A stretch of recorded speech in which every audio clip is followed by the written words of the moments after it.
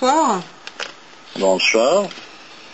Bon, quelle est la différence entre la philosophie et la connaissance d'ordre métaphysique? C'est une différence fondamentale, c'est-à-dire la philosophie, elle procède direct de la raison. Voilà, c'est donc la raison, c'est une faculté qui est tout individuelle. Alors que la métaphysique relève exclusivement de l'intellect. Voilà. Et l'intellect et la raison, quelle est la différence? La raison, c'est quelque chose qui est une faculté toute individuelle, alors que l'intellect, c'est qu'il y a, Maître Eckhart disait, c'est ce qu'il y a dans l'âme, quelque chose qui est incréé et incréable. Voilà, on trouve dans l'ésotérisme musulman, il y a une définition analogue, mais encore plus concise et plus riche en valeur symbolique. C'est le soufi, voilà, le soufi, c'est-à-dire l'homme identifié à l'intellect. Voilà. Et le soufi n'est pas créé. Voilà. À présent, ça peut paraître abstrait, mais c'est comme ça. Et alors, je dirais que la connaissance purement intellectuelle, quand je parle d'intellectuel, ça n'a rien à voir de nouveau avec l'intello qui se bourre le crâne, qui a une faculté discursive, etc. Ce n'est pas ça. Intellectuel, c'est un rapport direct avec l'intelligence comme telle et cette connaissance qui est purement divine. Et c'est par cet intellect en question que le point de réunion se trouve dans l'intellect. Tu parles d'intuition intellectuelle.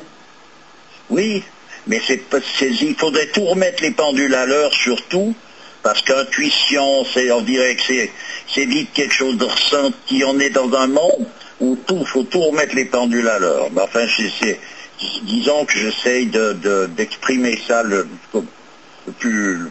Alors c'est quoi l'intuition? Alors je dirais que la connaissance purement intellectuelle dépasse par définition l'individu. Elle est donc supra-individuelle, universelle, ou on peut l'appeler divine. Elle procède de l'intelligence pure, pas de quelqu'un qu'on dit qu'il est intelligent parce que l'intelligence comme telle, indépendamment, on pourrait dire, de celui qui l'apporte, c'est l'intelligence pure, c'est-à-dire une intelligence directe qui n'est pas discursive. Est-ce que c'est l'intelligence du cœur? On y viendra, pourquoi pas, c'est vrai. C'est ce qui est représenté, et dans l'islam on parle de l'œil du cœur. Oui, ben justement. Et c'est ça, c'est cet intellect, l'œil du cœur.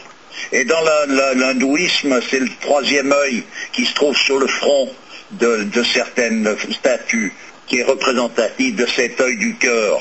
Voilà.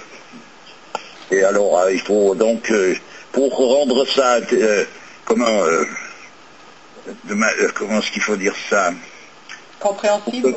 Oui, pour que quelqu'un saisisse ça, ça demande toute une histoire, toute une manière d'aborder, voilà. Mais dis-moi, tu parlais de soufi tout à l'heure, mais tu parlais du personnage? Le soufi. Le soufi, c'est pas celui-ci ou celui-là. Qu'est-ce que le soufi? Un soufi. Fondamentalement, qu'est-ce que c'est réellement? On pourrait dire que la traduction du terme soufi, si on veut le traduire dans le sens réel, c'est-à-dire en approchant justement ce sens qui correspond à la connaissance même de ce que c'est réellement, c'est l'homme identifié à l'intellect.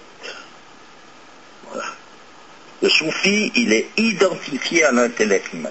Donc on ne parle pas de personne, là on parle d'état. L'état de soufi. Voilà. Oui, d'accord. Alors, donc, cette connaissance qui est donc purement intellectuelle dépasse donc par définition l'individu. C'est ok. Si donc elle est d'essence supra-individuelle ou universelle, divine, comme je disais tout à l'heure, elle procède de l'intelligence pure, c'est-à-dire elle est donc directe et non pas discursive. Bon. Alors ça va de soi que cette connaissance ne va pas seulement infiniment plus loin que le raisonnement. Quand on parle de raisonnement, on parle de philosophie qui, elle, procède directement de la raison. Donc elle va infiniment plus loin que le raisonnement. Mais elle va même plus loin que la foi au sens ordinaire de ce terme.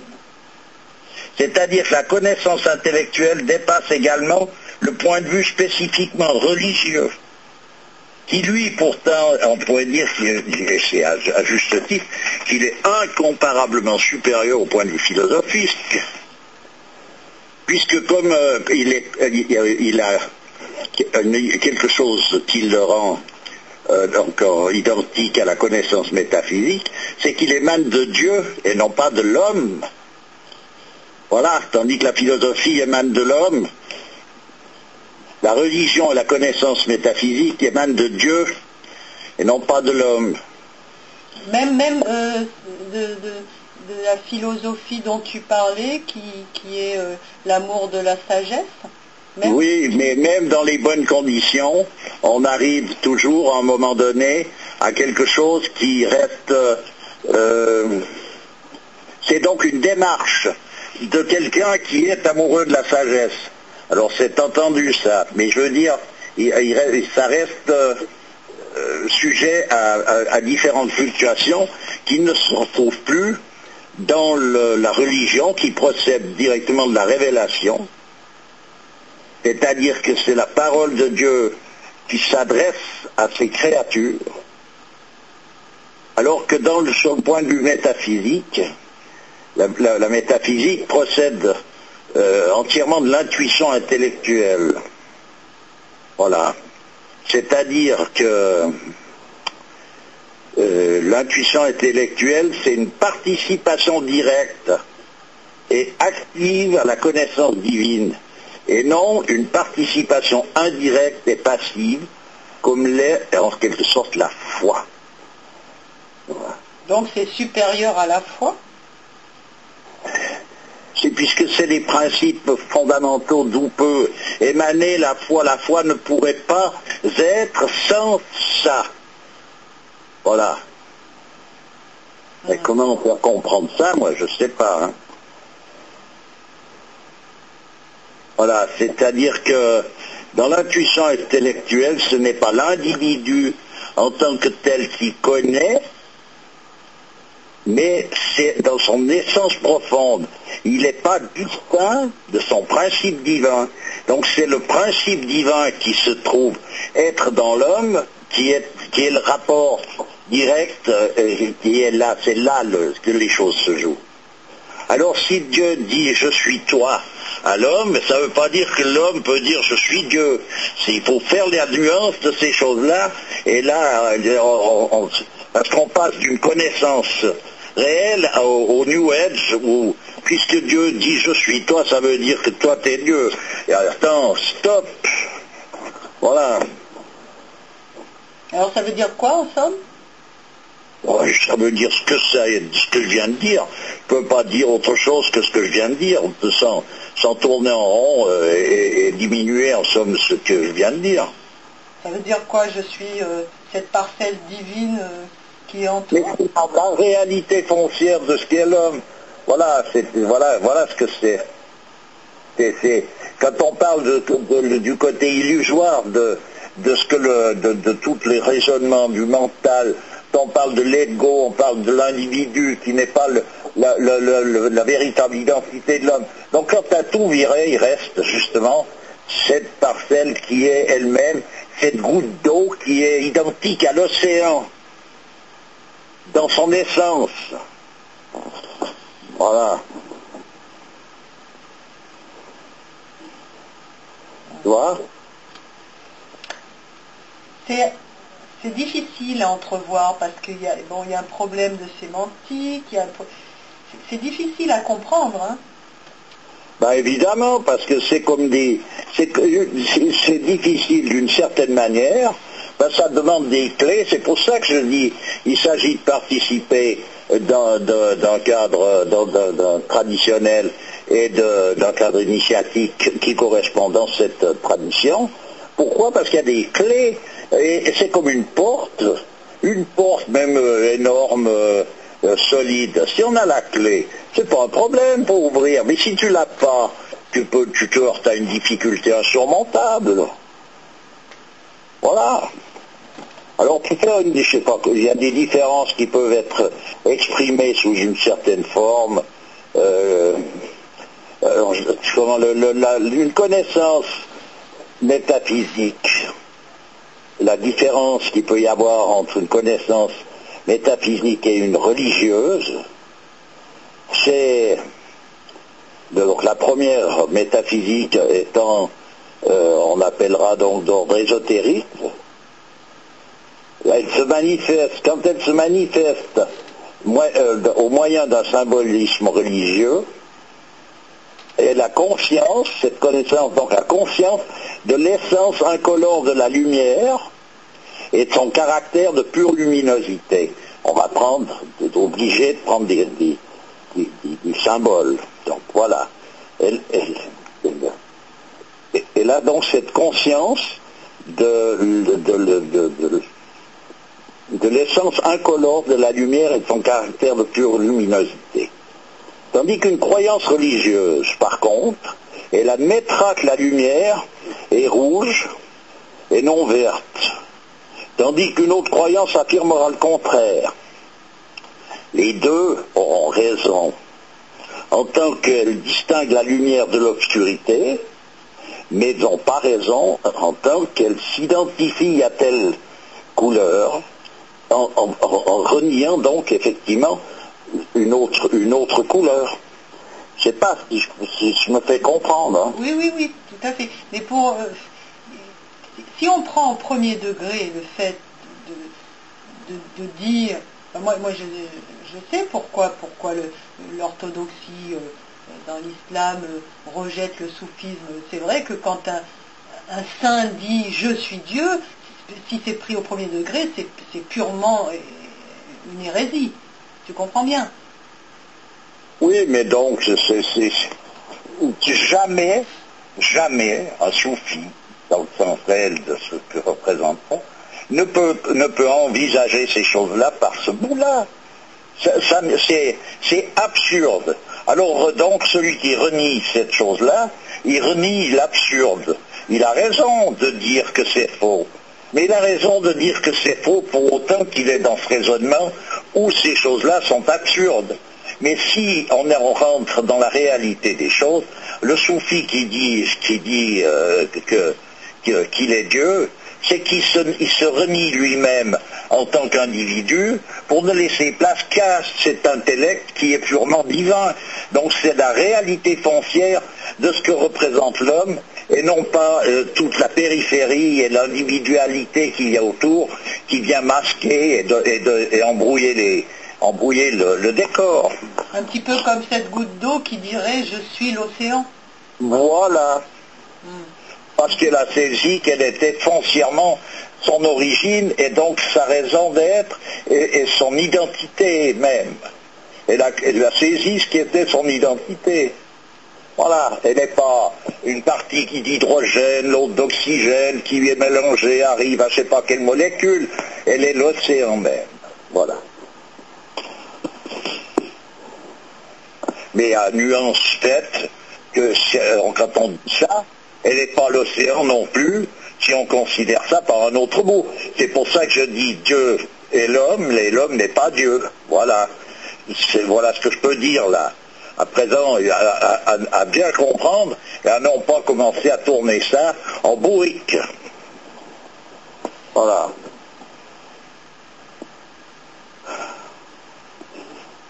Tu vois? Faut faire attention l'homme a tendance à confondre le symbole ou la forme avec la vérité nue, qui est, elle, supraformelle. Alors que la métaphysique, on ne peut pas assimiler la métaphysique à un point de vue, tu vois, mais pourra se servir du même symbole ou de la même forme à titre de moyen d'expression, mais sans en ignorer la relativité. Tu comprends? J'ai pas compris, là, tu l'as dit. Ah ben... Tu parles de quelle relativité? J'ai pas suivi, excuse-moi. On peut se servir du même symbole que dans une... Comment est-ce qu'il faut dire ça? Que dans la religion, mais sans en oublier le côté relatif en tant qu'expression, c'est-à-dire qu'un symbole, il est interprétable de plusieurs façons, voilà. Donc il a donc à côté un emplacement où il est relatif tout en étant quelque chose de bien précis, il reste relatif puisqu'il est possible de l'interpréter d'une multitude de façons. Oui, d'accord. Tandis que la métaphysique, elle n'est pas assimilable à un point de vue. C'est pas un point de vue, la métaphysique. On pourrait dire c'est le point à voir. Voilà. Dans le domaine religieux, toutes les grandes religions sont intrinsèquement orthodoxes par les dogmes, les rites et les autres symboles. Et ces symboles peuvent servir de moyen d'expression à toute vérité, connue directement par ce qu'on appelle l'œil de l'intellect. C'est un organe spirituel. Dans l'ésotérisme musulman, on l'appelle l'œil du cœur.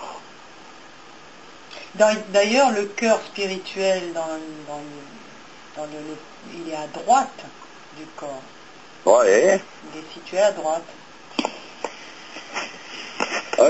Par exemple, une connaissance qui émane, une connaissance qu'on va exprimer, qui va se retrouver à un moment donné être relative, mais qui est relative à une connaissance de principe fondamental, c'est par exemple cette expression que Ibn Arabi donne quand il dit que spontanément l'adulte se met à la disposition de l'enfant. Attends, excuse-moi, je suis obligée de couper, on va continuer. Oui? Oui. Donc? Qu'est-ce que je disais que pour donner une image de ce qui peut s'exprimer par rapport à une connaissance qui, elle, est principielle. Quand Ibn Arabi dit que spontanément, l'adulte se met à la disposition de l'enfant. Spontanément. C'est-à-dire que il est là pour faire attention à cet enfant, savoir s'il a besoin de ceci ou de cela. Il a cette tendance à lui procurer une protection, à se mettre à sa disposition. Le pourquoi fondamental de ça, si on enlève l'aspect sentimental, parce que l'enfant c'est un enfant, donc il est petit, il est mignon, il est tout ce qu'on veut. Mais si on enlève ça, qu'est-ce qui reste? L'enfant, qu'est-ce qu'il est là par rapport à l'adulte? Il est tout simplement dans sa primordialité, c'est-à-dire ce côté, ce qu'on appelle cette innocence. C'est pas une innocence qui est une innocence de raisonnement, c'est une position réelle. L'enfant est plus près de Dieu. On appelle ça Niya dans l'islam. Voilà, il est donc plus près de Dieu que l'adulte. D'accord. Le principe qui fait que les choses se passent comme elles se passent entre l'adulte et l'enfant, c'est tout simplement parce que c'est normal que celui qui est le plus près se fasse servir par celui qui est le plus loin. Voilà pourquoi les choses en sont là, Et c'est sans que quelqu'un se pose la question ou quoi que ce soit, les choses en sont là spontanément parce que ça émane directement d'un principe. D'ailleurs, l'enfant est plus proche de l'état de l'ange. Donc, il est donc plus près de Dieu que ne peut l'être l'adulte. Et si on arrive dans une situation où un enfant se trouve en face de ce qu'on appelle un saint, c'est l'enfant qui se met à la disposition de ce saint, qui lui se trouve être encore plus près, puisqu'il a rejoint la primordialité dans sa totalité, où de toute façon, ils se comprennent sans se dire un mot, parce qu'ils se trouvent situés sur la même longueur d'onde de toutes ces choses. Voilà. C'est un peu, mon langage est rustique, je m'en excuse, mais voilà, produit. Voilà, donc, pour savoir ça, où est-ce qu'on sort ce savoir? Ce savoir, il est inscrit dans les principes. Il est inscrit en tant que tel. Voilà, donc on peut exprimer ça sous cette forme, tout simplement parce que c'est comme ça que les choses vont. Alors qu'on ne le sache pas, et que spontanément, de toute façon, on est à la disposition des enfants, comme tout parent, tout adulte, à présent on arrive dans un monde où le côté taré des choses, cette dissolution peut mettre les choses en contradiction, mais ça c'est tout simplement une anomalie comme un cancer, voilà. Mais dans la... Oui. Et la position de la femme par rapport à l'homme? Alors il faut rentrer dans ce cadre. À un moment donné, il y a... faut trouver une expression. Moi j'aime bien cette expression que je reprends souvent pour en revenir à la musique dans la tradition de l'Inde, où l'homme et la femme sont considérés comme le rythme et la mélodie. Oui. Voilà, j'ai bien aussi l'idée que je donne de ces deux faces d'une médaille qui se rencontrent jamais d'une certaine manière, mais qui sont liées de manière indélébile. Sans cela, la médaille n'est pas. À présent, il y a un ordre hiérarchique sur le plan... Ils sont liés par le centre. Voilà, ils sont liés par le principe qui est identique aux deux. Alors, dans la manifestation, qu'il y en ait un qui arrive en premier et l'autre en second, ça n'est pas comment est-ce qu'il faut dire ça? Il n'y a pas une infériorité dans le sens où l'homme l'entend dans son raisonnement et dans sa manière d'aborder les choses. Il s'agit simplement de positions qui sont très différentes. Voilà. Alors après qu'il y a un autre... J'ai une image, tu vas me dire si je me trompe, c'est que l'homme se trouve entre Dieu et la femme. C'est-à-dire que la femme, pour accéder à l'homme, disons qu'elle passe... La femme, pour accéder à Dieu, pardon, elle passe par l'homme. Ça peut s'entrevoir de cette manière-là. Je rigole parce que les féministes, si elles entendent ça, je vais te dire. Oui, mais bon, c'est une autre façon d'aborder. Ça a du vrai, mais alors pour toucher ça comme il faut, sans mettre en marche un espèce d'ordre hiérarchique qui n'est pas orthodoxe, c'est très difficile d'utiliser ce langage. Même que c'est parfaitement vrai, mais simplement c'est d'un ordre de nouveau principiel, c'est-à-dire que les choses sont ce qu'elles sont, indépendamment de ce que l'on peut en sentir ou en vouloir ou ne pas vouloir. À présent, la position de l'homme, elle est interne aussi à la femme, ce qui veut dire qu'un homme, il faut qu'il soit ce qu'il est déjà. Donc c'est cet intellect pur. Et donc la femme, pour toucher Dieu doit passer aussi par cet intellect pur, où à un moment donné, il y a une forme qui est plutôt androgyne, dans l'androgyna même. Voilà, donc il y a une identité qui se fait entre l'homme et la femme sur le plan purement, fondamental.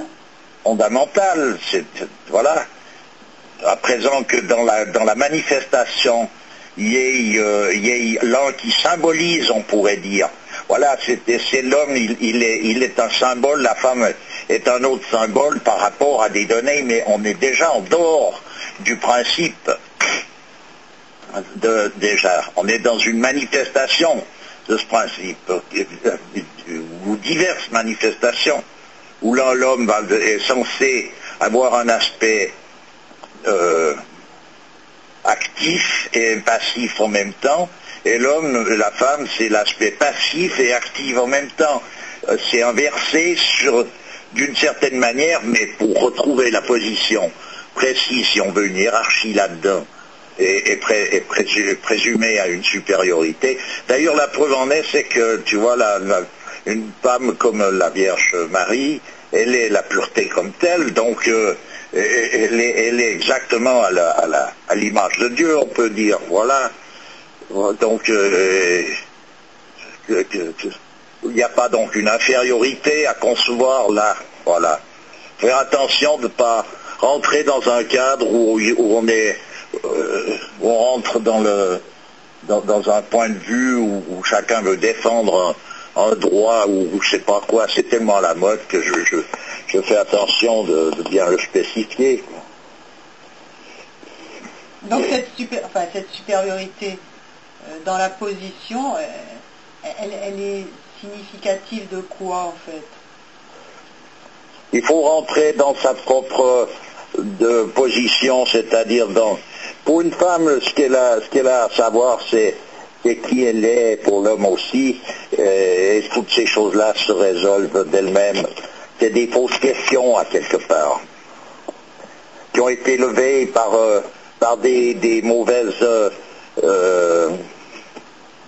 il y a eu des mouvements, des mauvais mouvements, des mauvaises interprétations des choses. Quand je vois ce qu'on nous raconte sur justement les femmes dans certains pays où elles sont considérées comme je sais pas quoi, et moi c'est vrai pour autant qu'on tombe j'ai des personnages qui ne sont plus en accord avec la tradition comme telle. Comme en Inde, une femme, elle est considérée de manière... j'ai jamais vu d'homme plus respectueux, je parle de l'Inde traditionnelle, hein, que ces gens-là, devant une femme, si petite ou si vieille soit-elle, soit une petite enfant de 4 ou 5 ans, ils l'appellent petite mère et ils vont la saluer comme on salue la mère même de l'univers. Et par rapport à leur mère, normalement un homme, et dans l'islam c'est pareil, moi je connais un Marocain, quand il rencontre sa mère, il s'agenouille par terre et il lui embrasse les pieds. Donc c'est pas qu'il est en train de faire je sais pas quelle idolâtrie, il est en rapport juste, son rapport est juste entre lui et sa mère, il est juste. Alors pour comprendre cette justesse en question, il faut donc bel et bien pénétrer un peu plus à cœur ce que représente l'homme, sa position dans l'univers, ce que représentent les différents personnages comme l'homme, la femme, l'enfant, etc. Pour avoir donc une connaissance qui est intuitive de tout ça. Après, il y a une éducation qui peut aller là-dedans, mais cette éducation ne peut être que parce qu'il y a cette intuition fondamentale chez les éducateurs et l'éduqué qui conçoit et qui comprend, parce qu'il n'agit pas simplement parce qu'on lui a obligé à le faire, il agit parce qu'il est participant directement de cette connaissance. Voilà. Donc c'est à ne pas confondre avec je ne sais pas quoi, et puis après à confondre avec ce que les hommes, ou certains hommes, ont fait avec les femmes et les ont regardés comme des personnages de deuxième choix, que ce soit dans l'islam ou en Asie, mais ça, c'est chez l'homme dégénéré que les choses se passent comme ça. Voilà, alors on ne va pas rentrer dans ces différentes dégénérescences, absolument, parce qu'on n'en finit plus d'ailleurs, il n'y a qu'à voir où on en est actuellement, au niveau des femmes, des enfants, etc. On s'appatauge dans des trucs, faut franchement parler, c'est innommable. Et tout ça par des personnages qui, eux, sont en général affiliés à une forme religieuse ou une autre, et qui s'en défendent. Autant, enfin, faut mettre les choses un peu à leur place, puis voilà, quoi. Moi, j'ai l'impression que les générations, tu vois, moi je vois mes grands-parents au bled, ou les arrière-grands-parents, étaient beaucoup plus proches de cette réalité dont tu parles que les générations actuelles, quoi. Oui, parce qu'il y a un éloignement qui se fait. Cette position comment est-ce qu'il faudrait imaginer? Moi, mon arrière-grand-père et mon grand-père, c'était des hommes extraordinaires qui avaient une relation avec leurs femmes, avec les enfants. Dans tout ce que tu racontes, moi, je vois ces personnages-là qui symbolisent un petit peu tout ce que tu dis là. Oui. Ben, il est clair il y a un éloignement exponentiel du centre, du principe, qui fait qu'on barre là dans des... C'est un éclatement, une dissolution. Donc c'est vrai que à travers, il y a eu en tout temps des personnages qui se sont démarqués, et il y a encore actuellement des personnages qui se démarquent, que ce soit dans un sens ou dans l'autre. Mais la généralité veut qu'il est vrai qu'il y a quelques siècles, ou même plus près que ça dans certains lieux, les gens vivaient beaucoup plus près de ce que représente la réalité hiérarchique des choses, qu'actuellement où tout est devenu décousu. Ça, c'est bien clair, ça.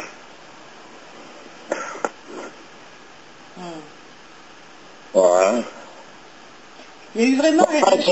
Pas pour dire, excuse-moi, mais c'est pour dire que une connaissance qui est de mode rationnel, ça peut pas dépasser les généralités, c'est-à-dire ça n'a aucune vérité transcendante en soi. Ça peut servir de mode d'expression à une connaissance qui elle est suprarationnelle. Voilà, mais c'est toujours quand même au détriment d'une intégrité véritablement intellectuelle de la doctrine.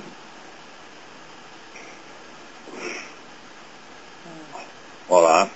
J'ai l'impression vraiment qu'il y a une 50aine d'années, à peu près, il s'est passé quelque chose, tu vois, il y a eu vraiment un revirement de situation. Oh ben, c'est-à-dire qu'il y a des paliers successifs qui font que effectivement les choses tout d'un coup se gâtent. C'est un petit peu comme dans la vie d'un homme, il y a un passage où il se rend pas compte qu'il part. Quand il est né, il se rend pas compte qu'il part en direction de la mort.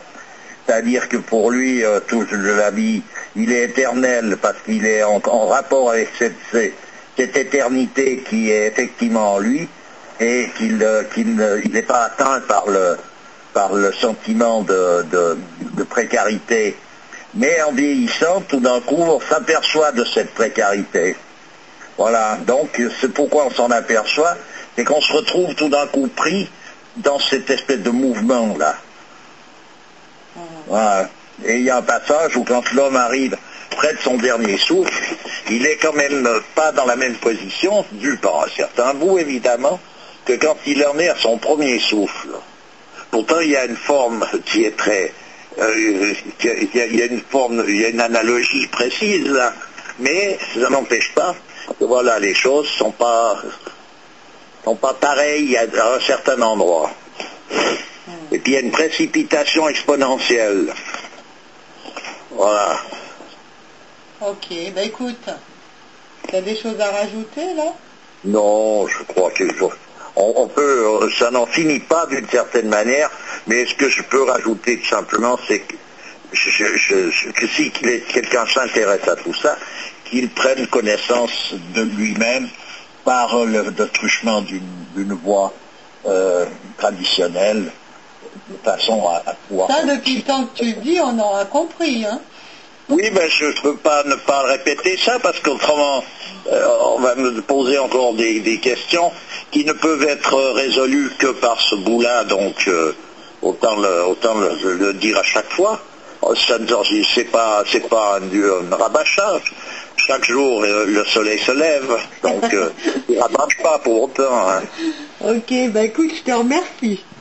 Ben, moi aussi, à bientôt. Alors. Au revoir. Au revoir.